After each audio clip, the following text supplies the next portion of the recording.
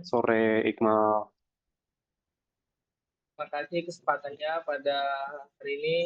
Kami dari kelompok 4 akan mempresentasikan tentang RAID level 4 yang merupakan salah satu teknologi penyimpanan data dalam RAID. Pertama-tama kita ini anggota kelompoknya dari 3 orang. Kita mulai dari latar belakangnya dulu ya.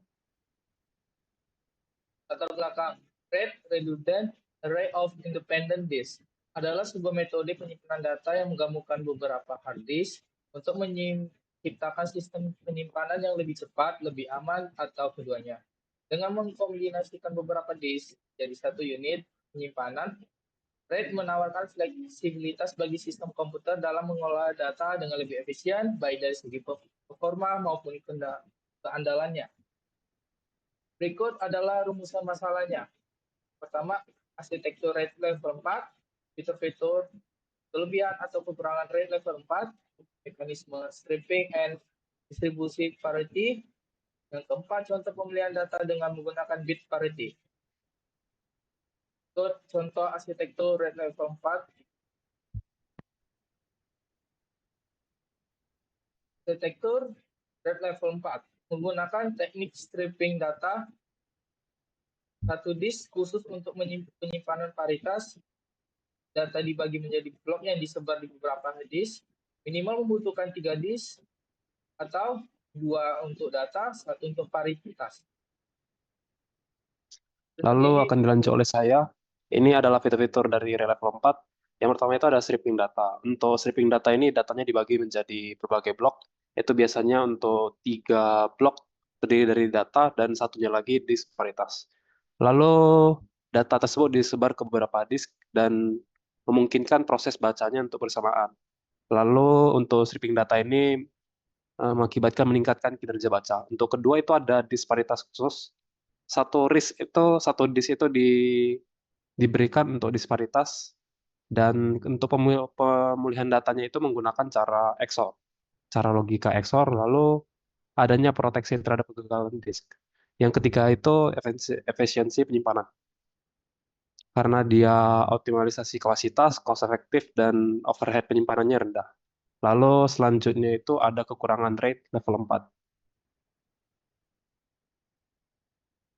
Yang pertama itu ada bottleneck paritas. Disparitas itu bisa menjadi bottleneck dan kinerja tulisnya terbatas dan bisa terjadi overhead pada operasi tulis. Yang kedua itu keterbatasan fault tolerance, hanya tahan satu disk failure, lalu dia ada risiko saat rebuild dan kerentanan pada disparitas. Yang dimaksud dengan hanya tahan satu disk failure itu kalau misalnya ada gagal data itu hanya bisa satu disk. Kalau misalnya lebih dari satu disk itu tidak ada kemungkinan untuk pemilihan data itu susah. Lalu yang ketiga itu performa tulis itu cenderung lambat, slower write speeds, dan overhead pada komputasi paritas. Lalu yang berikutnya ada mekanisme stripping dan distribusi parity. Yang pertama itu untuk stripping. Data dibagi menjadi strip lalu disimpan di disk berbeda.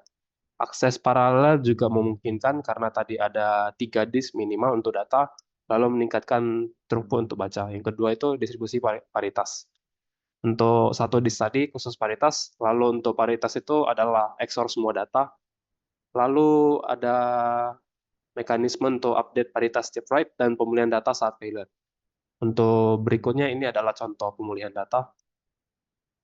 Yang pertama kita anggap data yang disimpan. Itu ada tiga data yang disimpan dari tiap disk dari 0 sampai 2. Yang pertama itu 1010, 1100, 011, dan yang disk ketiga satunya itu adalah parity disk. Untuk perhitungan parity-nya adalah XOR-kan semua isi data. Seandainya salah satu disk itu ada isi yang error, yaitu kita akan menggunakan sisa data lalu akan di XOR-kan semuanya, itu adalah hasil dari pemulihan data. Contoh seperti pemulihan data pada disk 1 yaitu adalah XOR-kan disk yang ada di 0, yang ada di 2, dan parity disk. Hasilnya adalah 1100.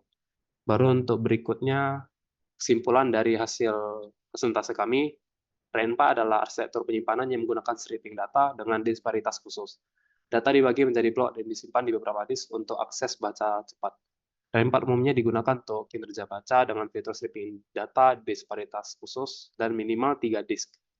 Meskipun mampu memulihkan data, penggunaan disparitas ini juga cenderung lambat dibandingkan dengan RAID level 5. Lalu dapat bekerja secara paralel, dan RAID 4 ini lebih sederhana daripada RAID 6 dan ideal untuk aplikasi dengan kinerja baca yang baik. Sekian dari kelompok kami. Sekian adalah hasil dari presentasi kami. Saya saya izinkan untuk Bang Iqbal dari untuk. Terima kasih Bang Mario. Jika kalian ada saran dan pertanyaan, bisa disampaikan saja di kolom komentar. Nanti akan kami jawab semua pertanyaan. Terima kasih.